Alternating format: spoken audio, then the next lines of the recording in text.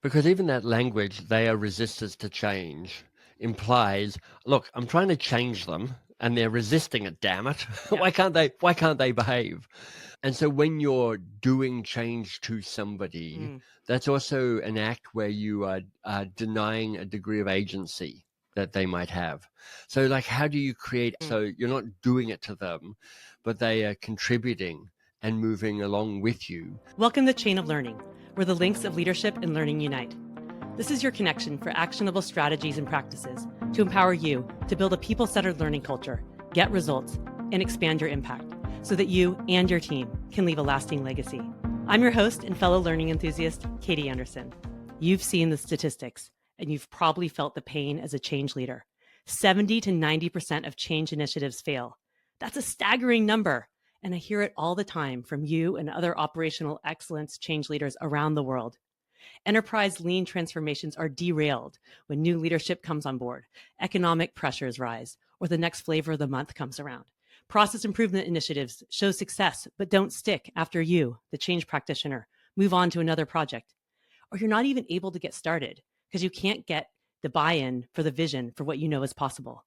What's happening? And what can we do as change leaders to counteract this trend? To help, I invited Michael Bungay Stanier to the show.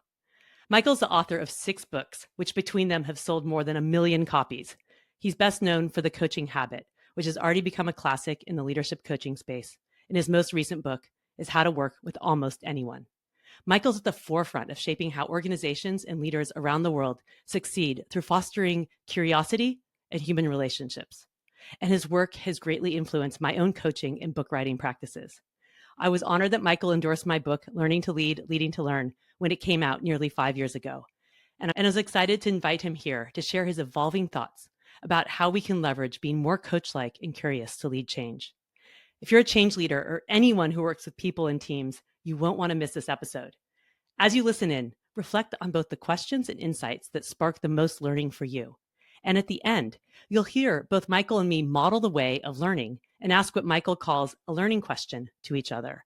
This type of question is one that I also encourage you to bring into all your conversations. You not only model the way as a learning leader, you and the person you're asking questions to or having conversations with can gain valuable insights, both about the power of questions and reflect on what you and they found helpful. Michael and I started off our conversation exploring that 70 to 90% change failure rate, which Michael had cited to me in a podcast prep exchange, referring to it as a career limiting move for all of us who are in some ways leading organizational change. So I thought we'd start there. And we began our conversation with a question. What are some of the reasons Michael's seeing for this failure rate of change? So I thought we'd start there and began our conversation with a question. What are some of the reasons Michael's seeing for this failure rate of change initiatives? Let's dive in. It's depressing, isn't it? I mean, it just occurred to me that it's like for 4 decades, I've been watching McKinsey trot out the 70% statistic. I saw a thing from Bain recently saying 95% of digital transformations are going to fail. And I think of myself, and, I've played different roles and been involved in change and transformation in different ways over 30 years. I'm like, no wonder I'm so tired. It's like I'm almost destined to fail. Like you can be more successful being a baseballer, and they fail most of the time. But if you're a change leader, you fail even more. And somehow it doesn't feel like we, or at least maybe this is just me projecting, we do a great job of connecting the statistics that these consultancies and other people tell us and the day-to-day reality of our experience.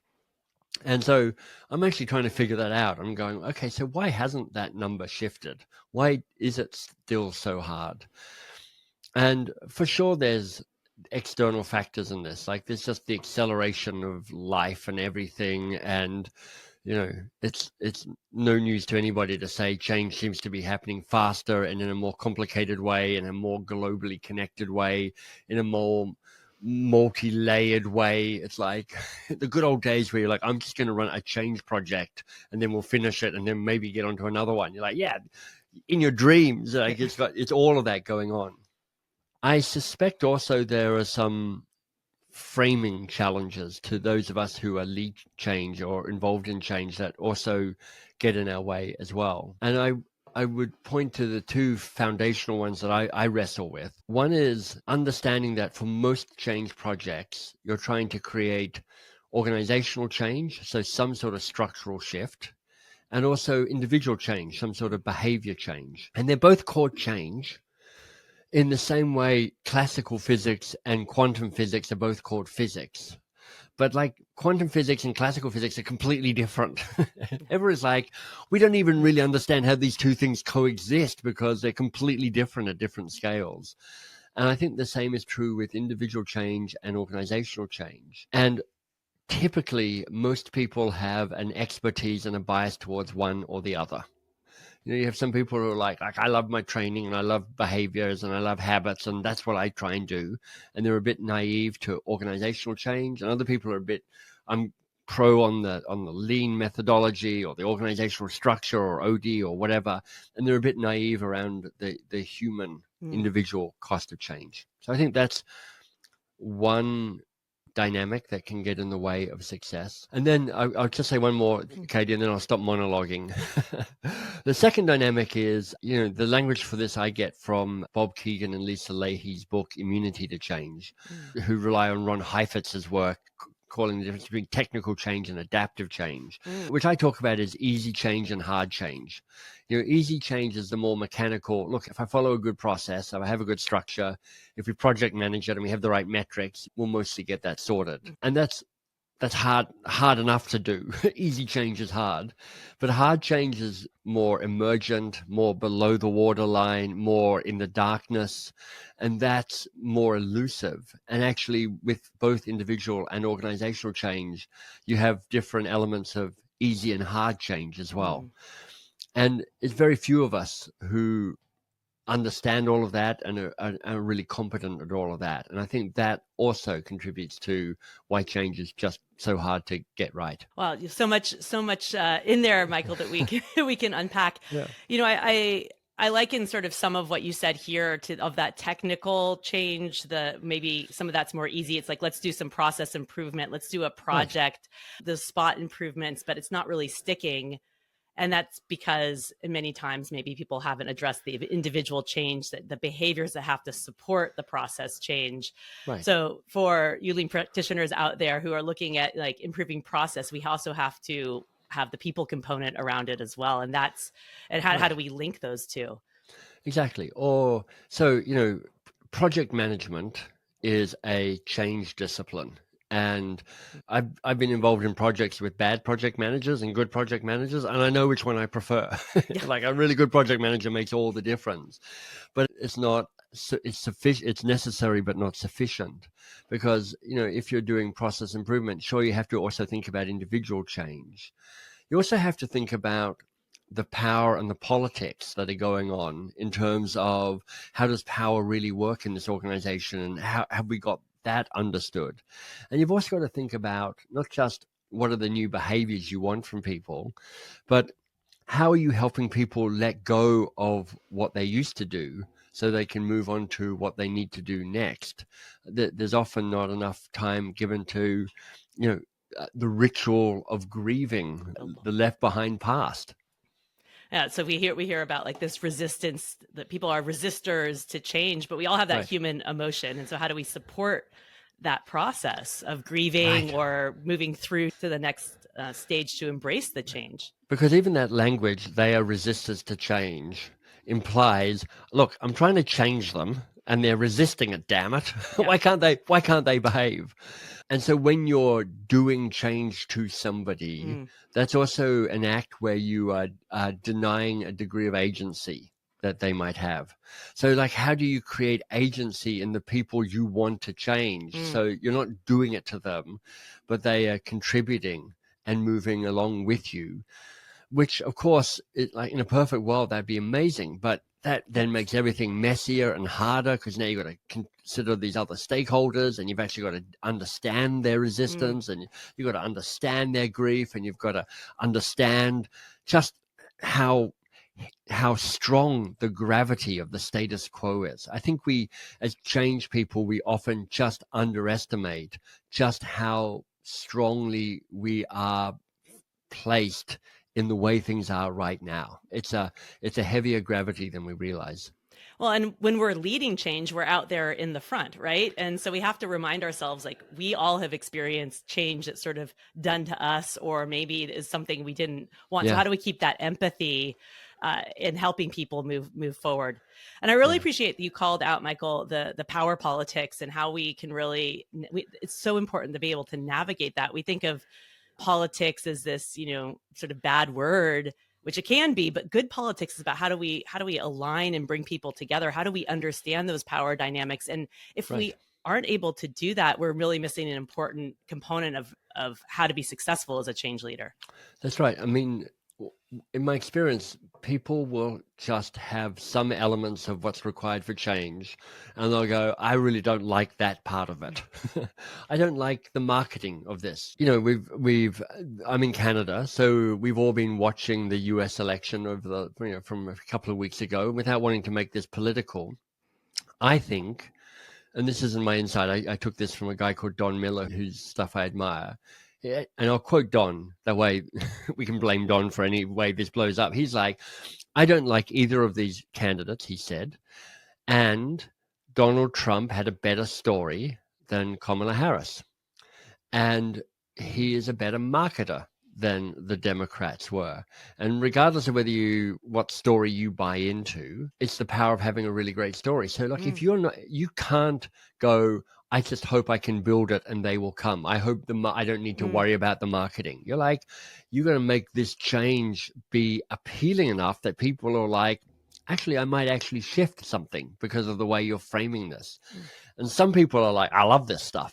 Man, give me headlines, give me copywriting. I love the insight that people buy medicine, they don't buy vitamins. So how do I acknowledge the pain point to help them shift? And some people go, ugh, marketing. Oh, that's not for me. I don't like selling. I'm not a selling person. And it's like, whatever it is, it might be politics, it might be the messiness of grief, it might be marketing, it might be the nuance of training and behavior change. Typically, we've all got some part where we're like, oh, I don't like that bit so much. But if you don't take it on, you become more vulnerable to your change project not being as successful as it might be. I recently talked to Derek Roberts on an earlier episode of this podcast, and we were talking about the way to get buy-in is actually about listening rather than telling. And this brings us, really to so much of the crux of many of your books around the coaching habit and how do we stay curious a little bit longer rather than just telling.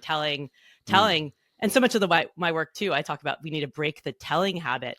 How do you see this link between that personal change of getting out of this, advice monster mode that you say and telling, and then how that contribute in listening more, and then how that can help us be more effective, either crafting stories or creating a compelling reason for change? Well, I think it does two possible things. The first thing and the behavior I encourage in people is, can you just stay curious a little bit longer?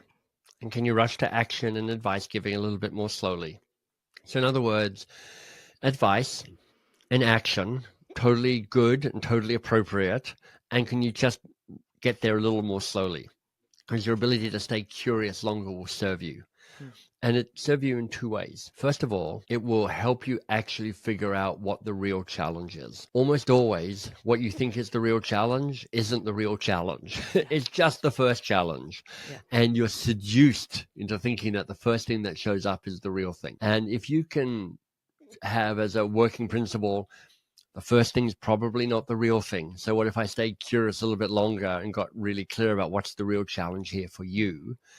Then you're going to be solving the right thing rather than the first thing. Second thing is, the more curious you can stay and the longer you can stay curious, the more likely you are to connect human to the other person. And if you're doing that, you're creating, well, you're just helping to remind yourself that this is another human being that I'm working with, and they might be representing other human beings. And you're less likely to go, right, I'm just going to do change to them because they're a faceless name and number. And I'm more likely to go, all right, how am I going to co-create change with them? So it both helps you be more, organizations in the end have this twin DNA of strategy and culture, what we do and who we are. And curiosity allows you to get clear about what we should be doing. So we're doing the smarter thing.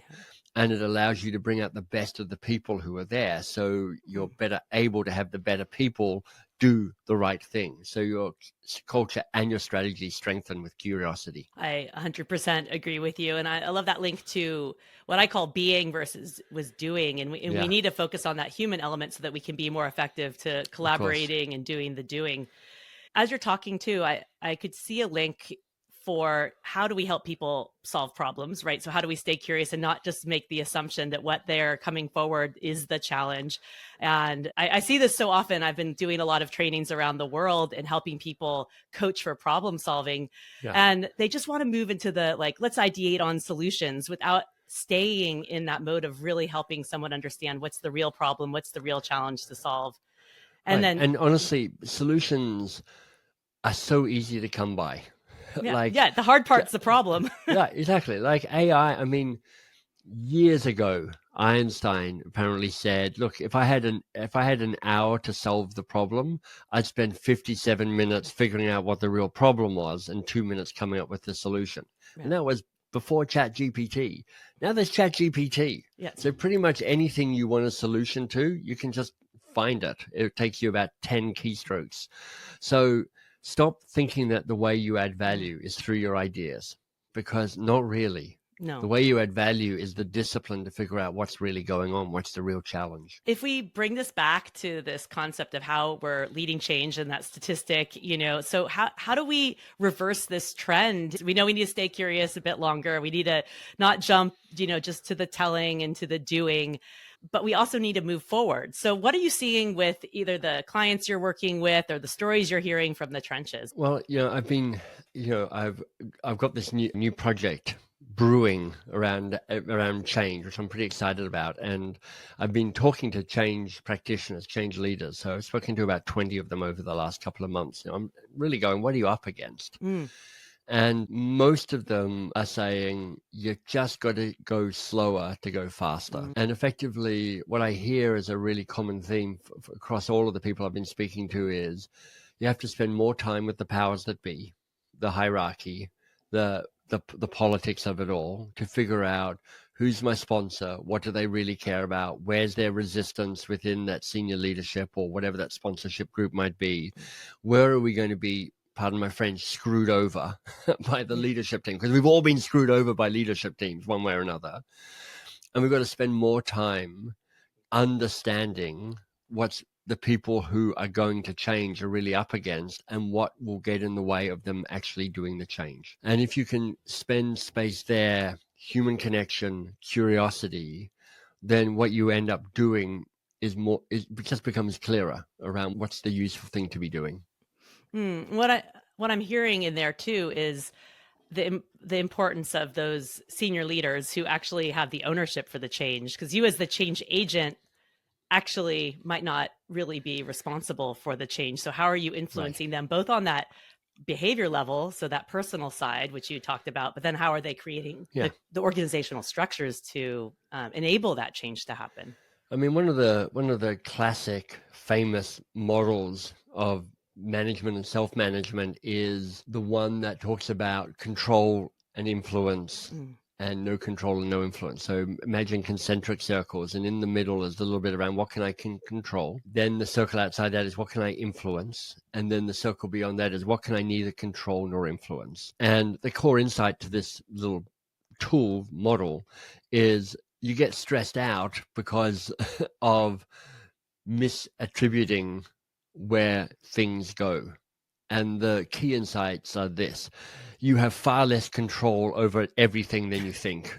You basically have control around what you choose to do and what you choose to say. You don't even have control over how you feel. You feel how you feel, you react, but then you get to choose what to do with that feeling. You don't get much. You get to choose where you put your time and attention a little bit. You have far more influence than you realize. And most people are underestimating and underutilizing the influence that they have. And then it's really helpful to understand what you neither have control nor influence over, because it's like, stop stressing about that, because what's the point? You have no control or influence over this thing, so it is what it is. So direct that energy that is connected to stress back to the things that you can control and back to the things that you can influence. I appreciate hearing that, like, we have more influence than we think we do, but that feels very frustrating, I'm sure, for some people, because they're like, but I'm trying to be more influential, but I'm not necessarily seeing the impact.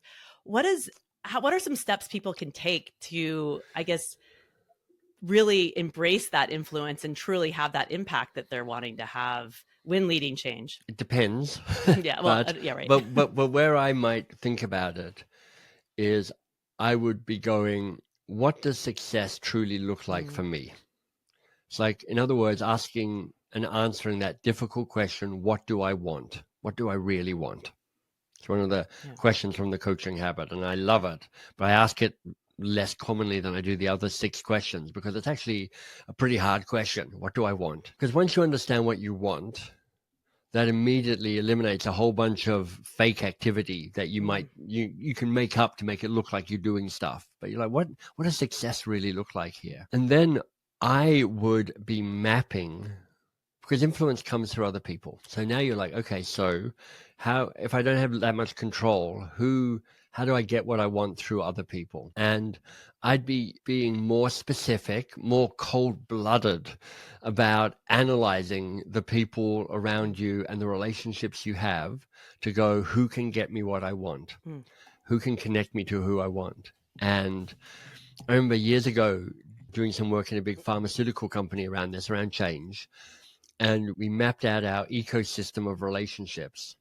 And everybody was allowed to have 2 A list relationships, I think 3 B list relationships, and that was it. So there was a grand total of 5 relationships that you could choose and actively participate in trying to increase your strength and increase your influence. And there was a lot of forced choice there, because most of us try and have too many relationships, and we underwork those relationships.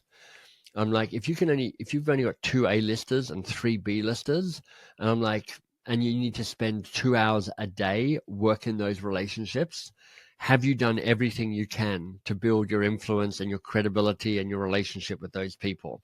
And my guess is, for most people, the answer is no. How did you define the A list and the B list relationships? I didn't. I let them figure that out for themselves. I just created a false hierarchy. Okay. To say, look, you know who your A-listers are. They're the ones who are most likely to get you to the success that you want.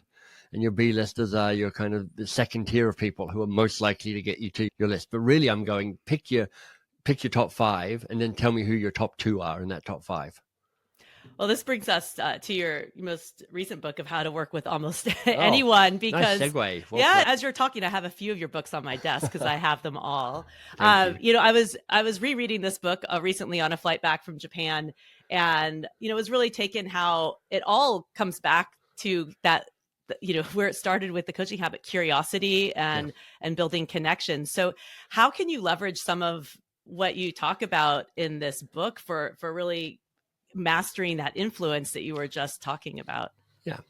The key idea in how to work with almost anyone is that your happiness and your success are, in an outweighted way, driven by the quality of your working relationships. And you know this to be true. You think about some of the toughest working relationships you've had, and how that whole experience has sucked badly. It doesn't matter how good the project might have been. If you have a really bad working relationship, it taints the whole experience. And when you think about your really great working relationships, how elevated that was, how you're like, that was cool. I really liked working with that person. And again, it didn't even really matter what you were working on. It could have been kind of pretty ordinary stuff, but you're like, but we had a blast doing it.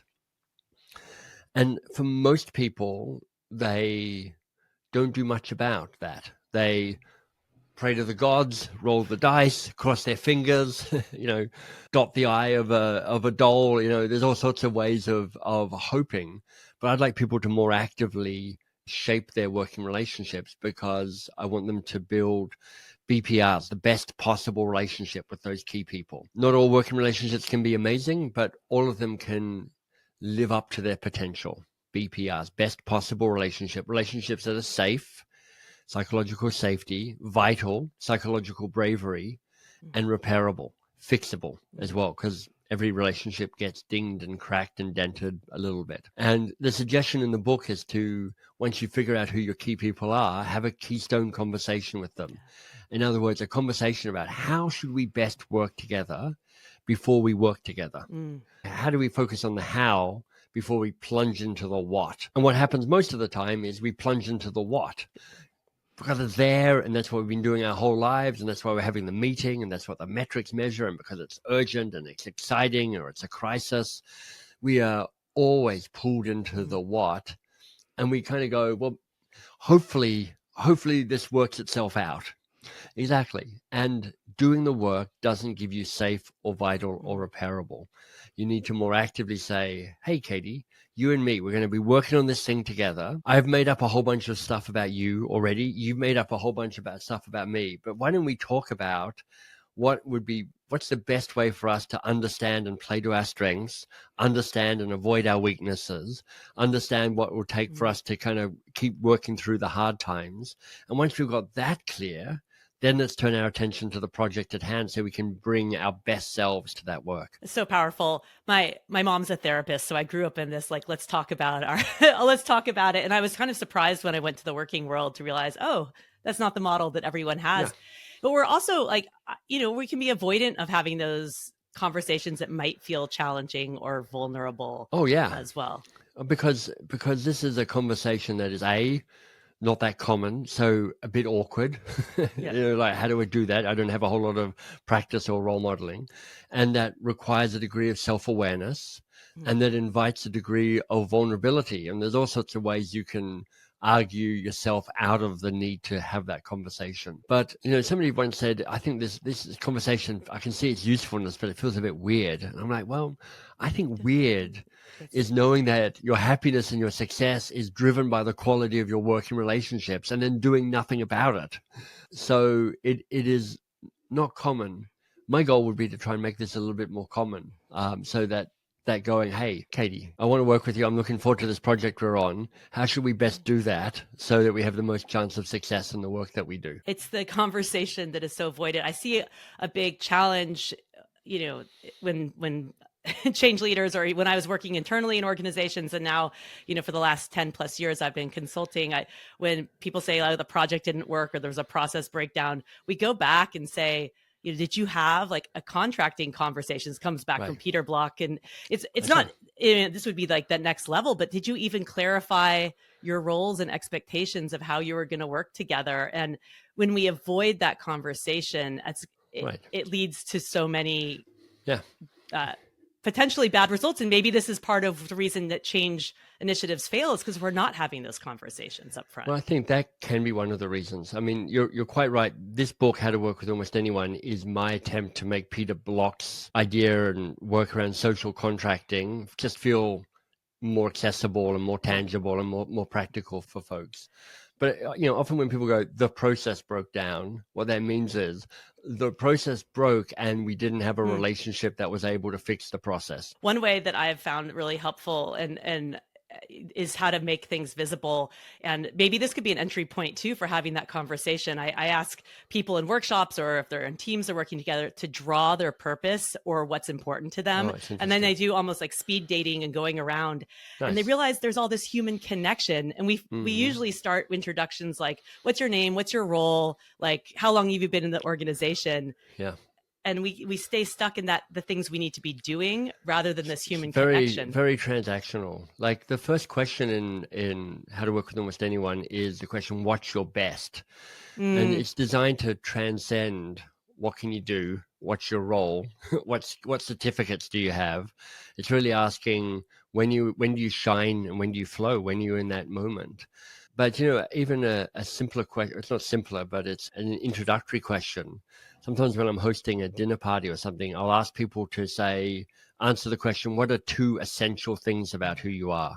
And everybody goes, what do you mean by essential? I'm like, exactly. You figure that out. It's like, and I know it changes. Like, sometimes I go, well, today my two essential things are, but typical people don't go, well, the most essential thing about me is that I'm the assistant vice president of operational excellence at a bank. They're like, Yeah. no, mate, this is what's most essential about who I am. Yes. It's that human connection, that how do we start with that heart, the being, and then and so much about the doing. So if you had one recommendation for how to get started on these conversations and to increase influence and like, what would be the one place to get started? The one place to get started is to pick the one person with whom you'd like this to happen with, because all of this stuff can feel a bit up in the air and abstract. And it happens kind of one person, one email, one conversation at a time. So who's the person who you might think to yourself, this is the one person where they influence my happiness and success, and maybe I could try some of the stuff out with them. It might be somebody you're already really close to. And you're like, great, we already have a good working relationship and they're pretty safe. It could be a person where you're like, they influence my happiness and success, but the relationship's a little transactional. So if it goes south, it doesn't actually matter that much. It might be a person where you're like, this working relationship is a disaster. It is on fire and it can't get any worse. So I may as well try it with them because, even if it's 10% better, it's 10% better than a disaster. So that's an improvement as well. Thank you for that advice. And I wanted to follow up on a little tease that you already started at the beginning of the podcast and link to, you have a book, How to Begin, and clearly you're beginning something new. So can you share with my audience the new thing that you are beginning? So in February 2025, mid-February, I'm launching a new podcast called Change Signal. And the goal of Change Signal is to cut through the blather and the BS and the noise so that we can find the good stuff that works in change management. So it'll be a newsletter and a podcast, and it'll be a really tightly curated conversation where I find for you the really best thinkers in all of this space. I get them to explain really clearly how to use and do the tools or the insights that they're bringing. And also I get to talk to sort of leading change practitioners to share their stories, show us their scars, kind of collect their wisdom as well. So my goal is that it'll be this curated experience full of really practical stuff so that if you're a change leader, you increase the odds of your success. Awesome. Well, I know I will be tuning in regularly and encourage all my listeners to do that too. Michael, I'm so grateful for you to come on the show. You've been an inspiration to me, both from writing my book, and I appreciate your endorsement of Learning to Lead, Leading to Learn. And all your writing and your speaking, what you put out there has really helped influence me to become a better person, a better change leader, and a better consultant. So thank you for sharing. That's really generous of you. Thanks, Katie. You're welcome, Michael. Oh, I forgot. I had one final question because I do this too, and it's something that you always talk about, that we have to end with the learning question, right? That's so right. What was one question that was helpful or thought-provoking for you here today? Well, if I'm most honest about it, it's really helpful for me to, the very last question you just asked me about what's the new project about, learning how to speak about it. And listening to me speak about it and going, am I persuaded by that? Does that even sound useful or interesting for people? When you start a new project, you're a little tentative about, does this answer a problem? Does it solve a problem in the world? So I'm kind of finding my way into it. What was most useful or valuable for you? There were two things. One was a question you asked me before we started recording, which was, what problem am I solving through leading my Japan study trip tours? And, I had an answer for that, but it was the same way. It was important to articulate that, and it connected with you. I really appreciated our conversation going into the concept of influence and how this is a very important aspect if we want to be successful in leading change, either personally or professionally. And a lot of the skills that we often get overlooked because we're so focused on the technical side of process improvement or organizational excellence, that we really need to be focused on those influence skills, what I call my catalyst model. But we have to focus on the human connection, the being, and all of that. So I really appreciated the nuances you brought to that. And I really look forward to hearing what the listeners have to say and reflect on from that as well. Me too. Thanks, Great. Katie. Well, I officially we'll say goodbye and thank you again. And I'll be tuning in, and thank you again, Michael. My pleasure. Wow, there are so many incredible insights here in this conversation to help you set up the change initiatives and transformations that you're leading for greater success. It's time to shift the percentage failure rate to a success rate.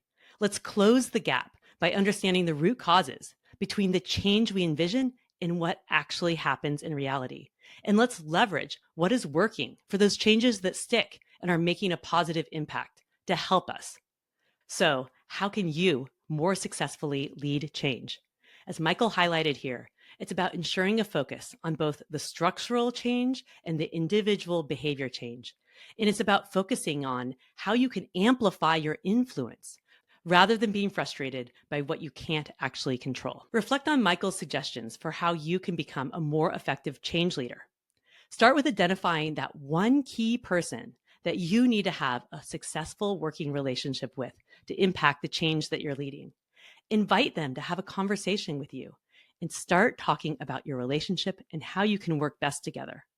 For some guidance on this, check out Michael's book, How to Work with Almost Anyone, where he goes through 5 key questions to ask and how to approach this keystone conversation.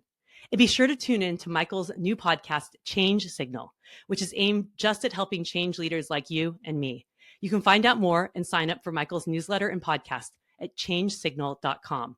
I'll put the links in the show notes. As Michael and I explore here, growing your relational and influence skills and maintaining a focus on the human element of change is critical to your success as a change leader, in addition to your technical skills and expertise. If you're looking for additional resources to help you as a change leader and lean practitioner step into greater influence, I've created the Catalyst model, which highlights 8 competencies that are essential for you to master to lead change, which I explore in episode 9.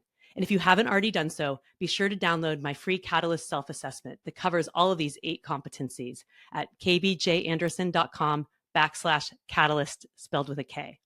You can also go back and listen to some past episodes where I dive deep into several of these competencies, including some that I mentioned in the conversation with Michael, such as episode 14, where Betsy Jordan shares insights on how to become an astute political navigator by understanding the power dynamics in your organization, and episode 19, where Derek Roberts and I talk about how to get buy-in and master the art of persuasion by better listening and leading with curiosity. And if you want to go and try that purpose drawing to augment your keystone conversations, go back and listen to episode 4, where I share how to do it. We'll put the links to all these episodes and other resources that can help you in the full episode show notes. If you're enjoying the show, please rate and review it on your favorite podcast player, and be sure to follow and subscribe now so you never miss an episode. Thanks for being a link in my chain of learning today. I'll see you next time. Have a great day.